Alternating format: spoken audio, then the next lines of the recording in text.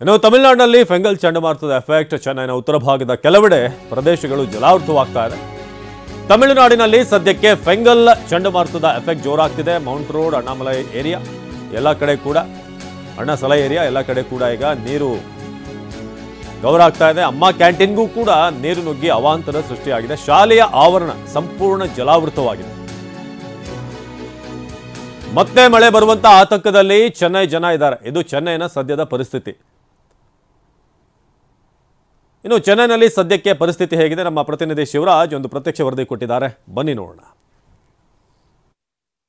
ಫೆಂಗಲ್ ದಂಗಲ್ ಚೆನ್ನೈ, ಪುದುಚೇರಿ, ಮಹಾಬಲಿಪುರಂ ತತ್ತರವಾಗ್ತಾ ಇದೆ. ಈ ಒಂದು ಫೆಂಗಲ್ ಚಂಡಮಾರುತದ ಎಫೆಕ್ಟ್ ಈಗಾಗಲೇ ತಮಿಳುನಾಡು ಬಹುತೇಕ ಏರಿಯಾಗಳನ್ನು ಜಲಾವೃತ ಮಾಡ್ತಾ ಇದೆ. ಅದರಲ್ಲೂ ಮಹಾನಗರಿ ಚೆನ್ನೈ ಏನಿದೆ, ಆ ಒಂದು ಚೆನ್ನೈನಲ್ಲಿ ಈಗ ಸಾಕಷ್ಟು ಏರಿಯಾಗಳು ನೀರಿನಿಂದ ಜಲಾವೃತವಾಗಿವೆ. ನಾನೀಗ ನಿಂತಿರುವಂಥ ಸ್ಪಾಟ್ ಏನಿದೆ ಎಕ್ಸಾಕ್ಟ್ ಈ ಒಂದು ಸ್ಪಾಟಲ್ಲೂ ಕೂಡ ಈಗ ನೀರು ನಿಂತಿರುವಂಥದ್ದು ಮೌಂಟ್ ರೋಡ್ ಅಂತ ಕರೀತಾರೆ. ಈ ಒಂದು ಮೌಂಟ್ ರಸ್ತೆ ಸಂಪೂರ್ಣವಾಗಿ ಜಲಾವೃತವಾಗಿದೆ. ಇದು ಶಾಲೆಯ ಆವರಣ ಯಾವ ರೀತಿಯಾಗಿ ಇದೆ ನೋಡ್ತಾ ಇರ್ಬೋದು. ಸುಮಾರು ಕೆರೆಯ ಮಾದರಿ ಆಗಿರುವಂಥದ್ದು.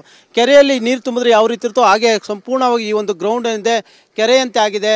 ಯಾಕಂದರೆ ಕಳೆದ 2 ದಿನಗಳಿಂದ ನಿರಂತರವಾಗಿ ಒಂದು ಚಂಡಮಾರುತದ ಎಫೆಕ್ಟಿಂದಾಗಿ ಮಳೆ ಬರ್ತಾ ಇತ್ತು. ಆ ಒಂದು ಎಫೆಕ್ಟ್ನ ಇಂದಾಗಿ ಬಹುತೇಕ ಅಂದರೆ ಲೋ ಲೈನ್ ಏರಿಯಾಸ್ ಏನಿದ್ದಾವೆ, ತಗ್ಗು ಪ್ರದೇಶದ ಏರಿಯಾಗಳು, ಅವುಗಳಿಗೆ ನೀರು ತುಂಬಿಕೊಂಡಿರುವಂಥದ್ದು. ಪ್ರಮುಖವಾಗಿ ಶಾಲಾ ಕಾಲೇಜುಗಳ ಪಕ್ಕದಲ್ಲಿರುವಂಥ ಗ್ರೌಂಡ್ಗಳು ಕೂಡ ನೀರು ನುಗ್ಗಿದೆ.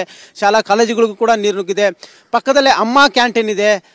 ಬೆಂಗಳೂರಿನಲ್ಲಿ ಇಂದಿರಾ ಕ್ಯಾಂಟೀನ್ ಯಾವ ಮಾದರಿಯಲ್ಲೋ ಅದೇ ರೀತಿಯಾಗಿ ಸರ್ಕಾರ ನಡೆಸುವಂಥ ಅಮ್ಮ ಕ್ಯಾಂಟೀನ್ ಇದೆ, ಅದಕ್ಕೂ ಕೂಡ ನೀರು ನುಗ್ಗಿರುವಂಥದ್ದು. ಹೀಗಾಗಿ ಈ ಒಂದು ಭಾಗದಲ್ಲಿ ಮೌಂಟ್ ರೋಡ್ನ ಬಹುತೇಕ ರಸ್ತೆಗಳು ಕೂಡ ಜಲಾವೃತವಾಗಿದ್ದಾವೆ. ಇನ್ನೂ ಕೂಡ ನೀರು ಕೂಡ ತೆರವು ಆಗ್ತಾ ಇಲ್ಲ. ಯಾಕಂದರೆ ಒಂದು ಕಡೆ ಸಮರೋಪಾದಿಯಲ್ಲಿ ಚೆನ್ನೈನ ಮಹಾನಗರ ಪಾಲಿಕೆ ಸಿಬ್ಬಂದಿ ನೀರು ತೆರವು ಕಾರ್ಯಾಚರಣೆ ಮಾಡ್ತಾ ಇದ್ದಾರೆ.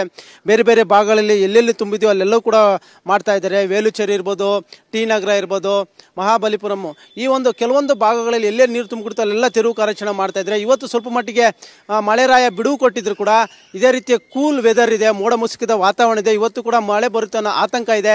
ಈಗಾಗಲೇ ಚೆನ್ನೈನ ಹವಾಮಾನ ಇಲಾಖೆ ಕೂಡ ಒಂದು ಸೂಚನೆ ಕೊಟ್ಟಿದೆ, ಮುಂದಿನ 3 ದಿನಗಳ ಕಾಲ ಇದರ ಎಫೆಕ್ಟ್ ಇರುತ್ತೆ ಅಂತ ಹೇಳಿದೆ. ಹಾಗಾಗಿ ಎಲ್ಲೊಂದು ಕಡೆ ನಿರಂತರವಾಗಿ ಆ ಒಂದು ಆತಂಕ ಇದ್ದೇ ಇದೆ.